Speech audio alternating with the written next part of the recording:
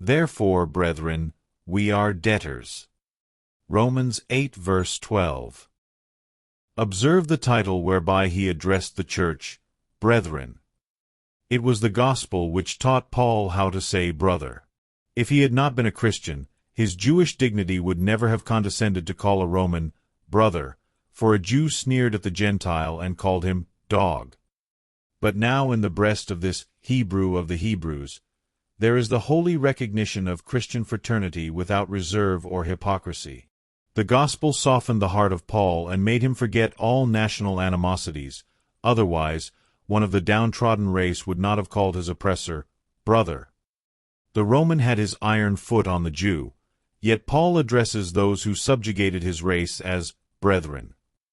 We repeat, a third time, it was the gospel which implanted in the soul of Paul the feeling of brotherhood and removed every wall of partition which divided him from any of the Lord's elect. So then, he said, we are no more strangers and foreigners, but fellow citizens with the saints, and of the household of God. He proclaimed the doctrine of the one blood, and gloried in the fact of one family in Christ. He felt within him affinities with all the blood-bought race and loved them all. He had not seen many of those whom he addressed, yet they were known to him in the Spirit as partakers of one glorious and blessed hope, and therefore he called them brethren. My friends, there is a cementing power in the grace of God which can scarcely be overestimated. It resets the dislocated bones of society, rivets the bonds of friendship, and welds the broken metal of manhood into one united mass. It makes all brethren who feel its power. Grace links mankind in a common brotherhood. Grace makes the great man give his hand to the poor and confess a heavenly relationship. Grace compels the intellectual, the learned, the polite to stoop from their dignity to take hold of the ignorant and unlettered, and call them friends. Grace weaves the threads of our separate individualities into one undivided unity. Let the gospel be really felt in the mind, and it will toll the knell of selfishness. It will bring down the proud from their elevated solitude, and it will restore the downtrodden to the rights of our common manhood. We need only the gospel thoroughly preached to bring about liberty, equality, and fraternity, in the highest and best sense of these words. Not the liberty, equality, and fraternity which the Democrat seeks for, which is frequently another name for his own superiority, but that which is true and real, that which will make us all free in the Spirit, make us all equal in the person of Christ Jesus, and give us all this fraternity of brethren, seeing that we are all one with our Lord in the common bond of gospel relationship. Let the truths of Christianity work out their perfect work, and pride, bitterness, wrath, envy, and malice must see their graves. This and this alone can restore the peace of divided families and unite disputing relatives. Only let the gospel be preached, and there shall be an end of war. Let it thoroughly pervade all ranks of society and saturate the mind of nations, and there shall be no more lifting of the spears, they shall be used for pruning hooks. No bathing of swords in blood, for they shall be turned into the peaceful plowshares of the soil. We shall then have no hosts encountering hosts. We shall have no millions slain for widows to deplore, but every man shall meet every other man and call him brother. And men of every kindred and of every tribe shall see in the face of every man a relative allied to them by ties of blood. I am sure I feel myself the force of this word brother with regard to many of you. If you be partakers of that glorious hope, if you be believers in our glorious Redeemer, if you have put your trust under the shadow of his wings, my hand and my heart with it, there is that word brother for you. And so addressing you who love the Lord under that title, I come at once to the text, Brethren, we are debtors. We are all of us under obligations. Let us consider the fact in the following manner. First, how are we to understand this? And secondly, how ought it to affect us? How are we to understand this? Brethren, we are debtors. We may understand it in 1,000 senses, for indeed we are debtors. Brethren, we who know and love the Lord, are debtors, not to one creditor, but to many. We are debtors to the past.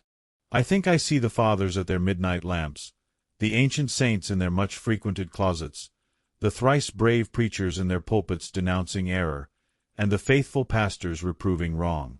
To such who have preceded us we owe the purity of the Church, and to them we are debtors. I think I see the martyrs and confessors rising from their tombs. I mark their hands still stained with blood and their bodies scarred with the wounds of persecution. They tell me that they of old maintained the truth and preached it in the midst of fire and sword, that they bore death in defense of the cause of God, that they might hand down His holy word inviolate to us. I look on them and see among their glorious ranks some whose names are celebrated in every Christian land as the bold lions of God, the immovable pillars of truth, men of whom the world was not worthy, whose praise is in all the churches, and who are now nearest the eternal throne. And as I look on them, and they on me, I turn to you all and say, Brethren, we are debtors.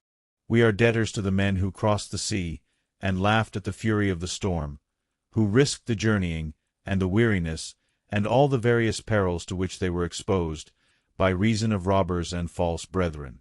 We are debtors to each stake at Smithfield. We are debtors to the sacred ashes of the thousands who have there followed Jesus even unto death. We are debtors to the headless bodies of those who were beheaded for Christ Jesus. We are debtors to those who dared the lions in the amphitheater and fought with wild beasts at Ephesus. We are debtors to the massacred thousands of the bloody Church of Rome and the murdered myriads of her pagan predecessors. We are debtors to them all. Remember the bloody day of St. Bartholomew, the valleys of Piedmont, and the mountains of Switzerland. Let the sacred mounds of our fathers' sepulchres speak to us. Is not this Bible opened and read by us all, the gift of their self-denying faithfulness? Is not the free air we breathe the purchase of their death? Did not they, by bitter suffering, achieve our liberty for us? And are we not debtors to them? Shall we not, in some degree, repay the immense debt of our obligation by seeking to make the future also debtors to us, that our descendants may look back and acknowledge that they owe us thanks for preserving the Scriptures, for maintaining liberty, for glorifying God? Brethren, we are debtors to the past, and I am quite sure we are debtors to the present. Wherever we go, we gather fresh proofs of the common observation that we are living in a most marvelous age. It is an oft-repeated truth, and one which, perhaps, has almost lost its meaning from being so often repeated, that this is the very crisis. The world has always been in a crisis, but this seems to us to be a peculiar one. We have around us appliances for doing good, such as men never possessed before. We behold around us machinery for doing evil, such as never was at work even in earth's worst days. Good men are laboring, at least with usual zeal, and evil men are strenuously plying their craft of evil. Infidelity, popery, and every other phase of Antichrist are now straining every nerve. The tug of war is now with us. Look around you and learn your duty. The work is not yet done. The time of folding of hands has not yet arrived. Our swords must not yet see their scabbards, for the foe is not yet slain. We see, in many a land, the proudest dynasties and tyrannies still crushing, with their mountain weight, every free motion of the consciences and hearts of men.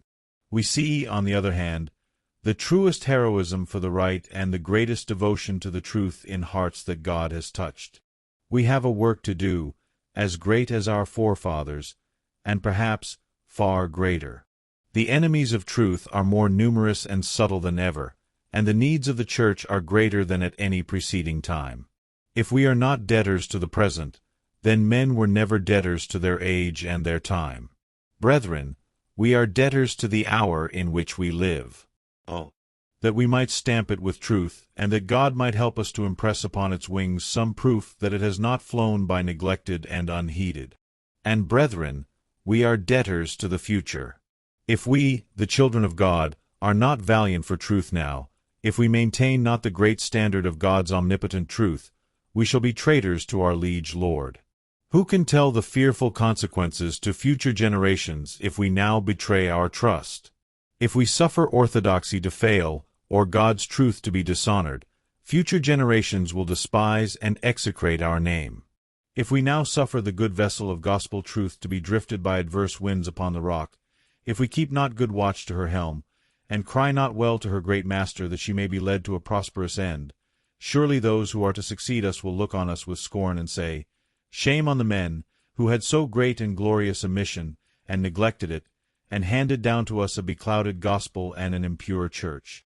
Stand up, you warriors of the truth, stand up firmly, for you are debtors to the future, even as you are debtors to the past. Sow well, for others must reap. You are fountains for coming generations. Oh, be careful that your streams are pure. May the Spirit of God enable you so to live that you can bequeath your example as a legacy to the future. And as we are debtors to all times, so we are all debtors to all classes. But there are some that always get well paid for what they do, and therefore I shall not mention them, since I am not aware that their claims need my advocacy. We may be remarkably indebted to members of Parliament, but for the little they do they are tolerably well rewarded. At least we take it that the place is more an honor to some of them than they are to their place. It may be true that we owe a great deal to the higher ranks of society. We may possibly, in some mysterious way, be under much obligation to the sacred personages who are styled lords and bishops, but it is not necessary that I should stand up for their claims, for I have no doubt they will take good care of themselves. At any rate, they have usually done so and have not allowed themselves to be robbed of much of their deservings. Who would wish that they should? But it is possible to pay too dear, especially when you could get on as well without them as with them. I shall not refer to any class of society and say of them, we are debtors, except to one, and that is the poor. My brethren, we are debtors to the poor. What? Says someone. I, debtor to the poor? Yes, my lady, you are a debtor to the poorest man that ever walked the earth. The beggar shivering in his rags may owe you something, if you give him alms, but you owe him something more. Charity to the poor is a debt. We are not at liberty to give or to refuse. God requires us to remember the poor, and their poverty is a claim upon our generosity. But in the case of the believing poor, their claim upon us is far more binding, and I beseech you do not neglect it. Oh, how much we owe them! When I think how the poor toil day after day, and receive barely enough to keep their souls within their bodies.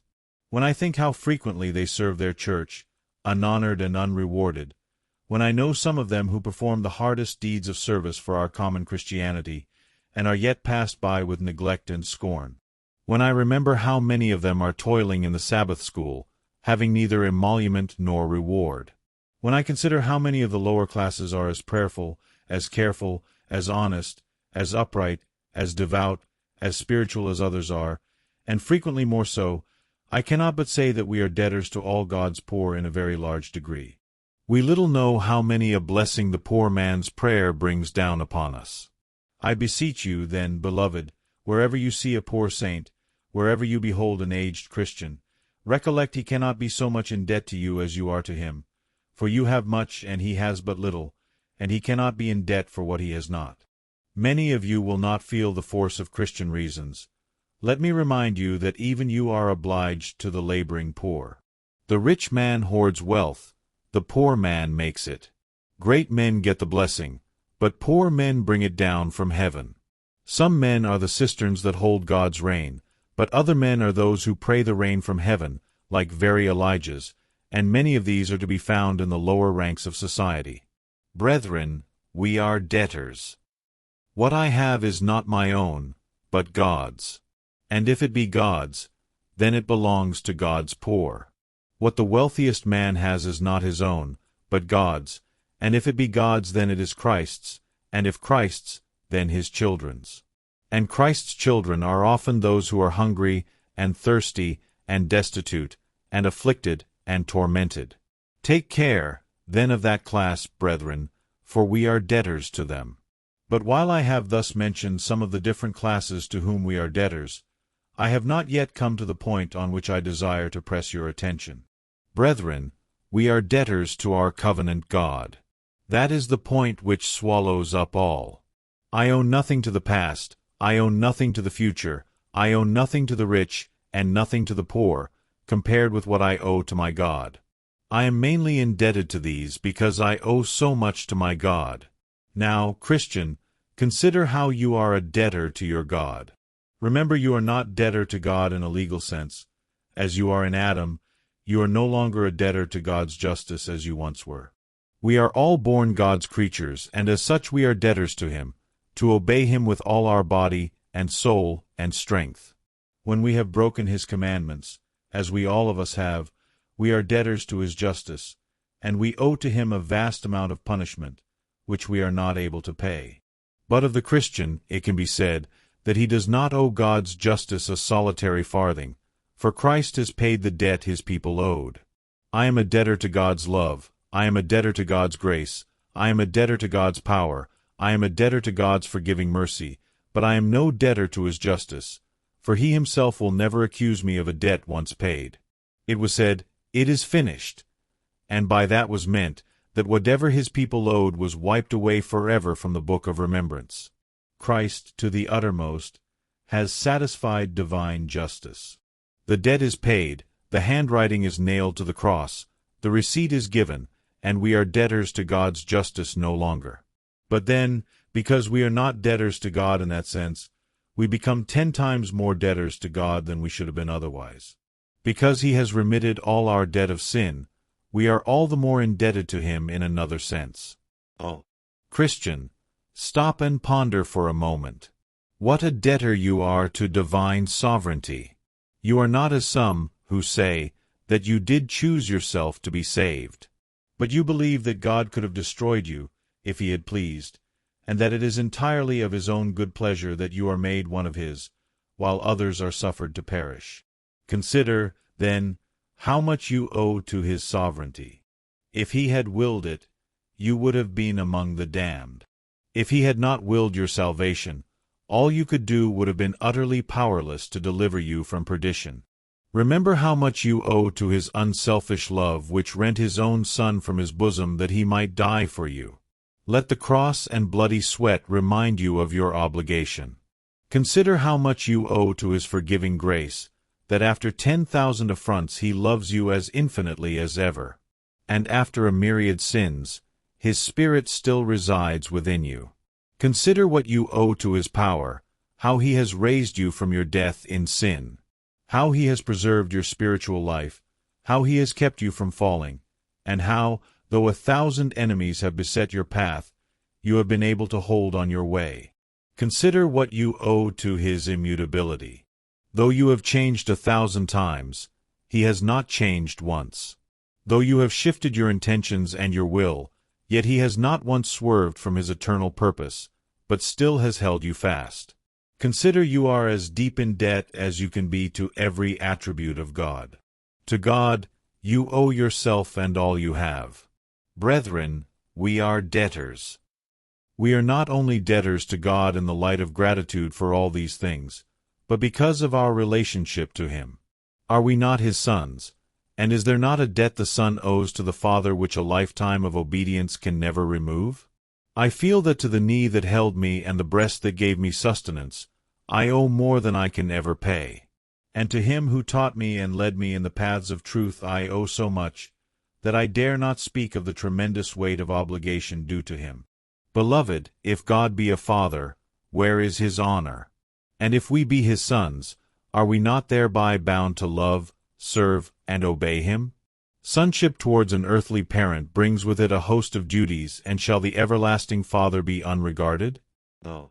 The true Son of God will never blush to acknowledge that He is in subjection to the Father of spirits. He will rather glory in His high connection, and with reverence obey the commands of His heavenly parent. Remember again, we are Christ's brethren, and there is a debt in brotherhood. Brother owes to brother what he cannot pay until he dies. It is more than some men think to have been rocked in the same cradle and held on the same knee. Some esteem it nothing. Alas! It is a well-known truth that if you want help, you must go anywhere for it, save to your brother's house. Go not into your brother's house in the day of your adversity. Go to the greatest stranger, and he shall help you. Go to your brother, and he shall oft upbraid you. But this should not be so. Brotherhood has its ties of debt, and to my brother I owe what I shall not yet pay him. Beloved, are you brothers of Christ, and do you think that you owe him no love? Are you brothers and sisters of the saints, and think you that you ought not to love and serve them, even to the washing of their feet? Oh yes, I am sure you ought. I am afraid none of us feel enough how much we are debtors to God. Yes, I am certain that we do not.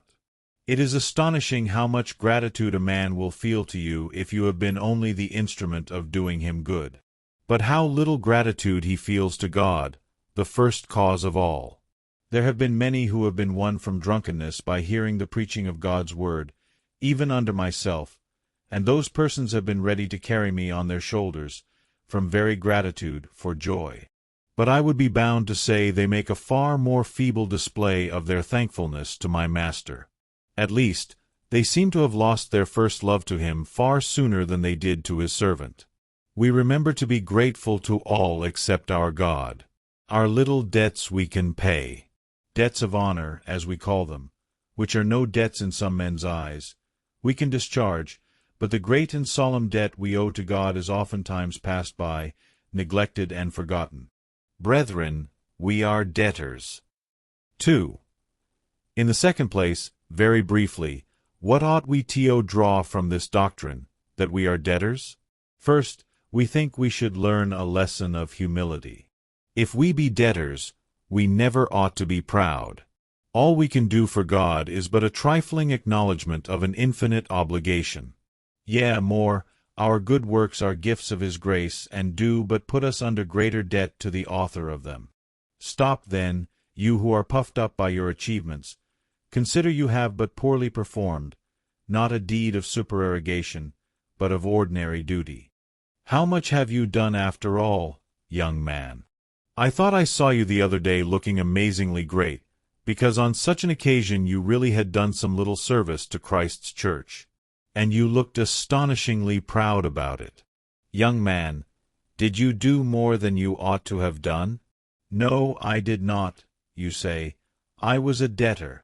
Then who should be proud of having paid only a part of his debt, when, after all, he owes a great deal more than he is worth? Is there anything to be proud of in having paid a farthing in the pound? I take it there is not. Let us do what we may. It is but a farthing in the pound that we shall ever be able to pay of the debt of gratitude we owe to God.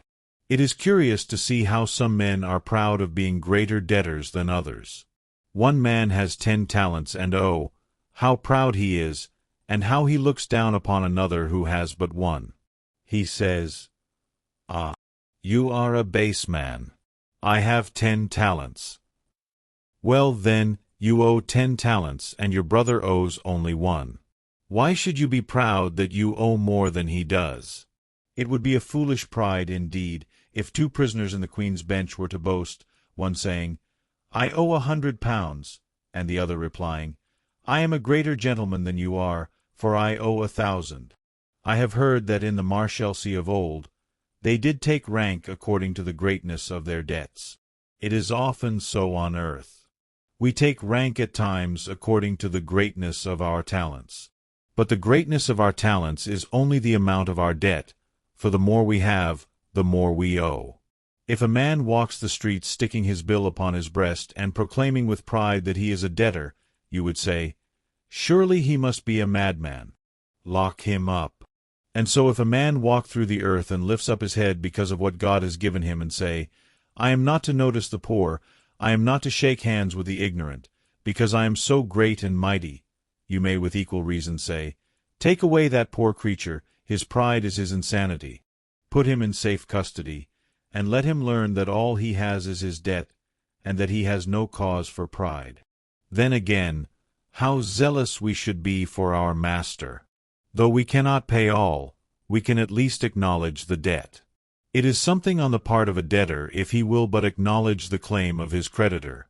Oh, how ought we day by day to seek, by living unto God, to acknowledge the debt we owe to Him, and if we cannot pay Him the principal, yet to give Him some little interest upon the talent which He has lent to us and upon those stupendous mercies which He has granted to us. I beseech you, my dear friends, Take this thought with you wherever you go. I am a debtor, I must serve my God. It is not left to my pleasure whether I will do it or no, but I am a debtor and I must serve him. If we all believe this, how much easier it would be to get our churches into good order. I go to one brother and I say, "Brother, there is such and such an office in the Sabbath school. Will you take it?" "Well, sir, you know how much I love the cause and how earnest I am in doing everything that I can to serve my Maker, but now comes the end of it all. I really work so hard all the week that I cannot afford to go out on the Sabbath to Sabbath schools." There, you see, that man does not know that he is a debtor. I take him a bill tomorrow morning, and he says, "Do you come begging?" I say, "No, I have brought a bill. Look at it." "Oh yes," he says, "I see. There is the cash." Now that is the way to act, to feel, and acknowledge that you are a debtor. When there is a thing to be done, to do it and to say, "Do not thank me for it. I have only done what I ought to have done. I have only paid the debt that I owed." Then let me give you just one piece of homely advice before I send you away. Be just before you are generous, and especially before you are generous to yourselves. Take care that you pay your debts before you spend money upon your pleasures. I would recommend that to many Christians. Now, there are some of you here, incommoding us tonight and making us very hot. You have been very generous to yourselves by coming here, but not very just to your ministers in neglecting the places of worship where you ought to have gone. You said to yourselves, "We have no doubt we ought to be there, that is our debt. Nevertheless we should like to gratify our curiosity for once, by hearing this singular preacher, who will be sure to say something extravagant that will furnish the occasion for a joke for the next fortnight." Now, why did you come here before you had paid your debt? You should have rallied around your own minister and strengthened his hands in the work of the Lord. Again, how many a man is there who says, "I want such and such a luxury. I know the cause of God demands of me more than I give it, but I must have that luxury, that shilling shall go to myself and not to God." Now, if you had a debtor who owed you more than he could pay, and you saw him going off on pleasure in a horse and gig tomorrow, you would say, "It is all very well his having that fine horse and gig and going down to Greenwich, but I would rather that he should pay me the 10-pound note I lent him the other day. If he cannot afford to pay, he ought to stay home till he can." So in regard to God, we come and spend our time and our money upon our pleasures before we pay our just and fair debts. Now, what is not right towards man is not right towards God. If it is robbing man to spend the money in pleasure wherewith we ought to pay our debts, it is robbing God if we employ our time, our talents, or our money in anything but his service, until we feel we have done our share in that service. I beseech you, members of churches, deacons, or whatever you may be, lay this to heart. To God's cause you are debtors. Do not expect to get thanked at last for doing much, for after all you have done, you will only have done what is your duty. Now, farewell to such of you as are debtors in that sense. But just one word to those who are debtors in the other sense. Sinner, you who owe to God's justice, you who have never been pardoned, what will you do when payday comes? My friend over there, you who have run up a score of black sins, what will you do when payday comes, and with no Christ to pay your debts for you? What will you do if you are out of God and out of Christ at the last payday, when the whole roll of your debts to God shall be opened, and you have no Christ to give you a discharge?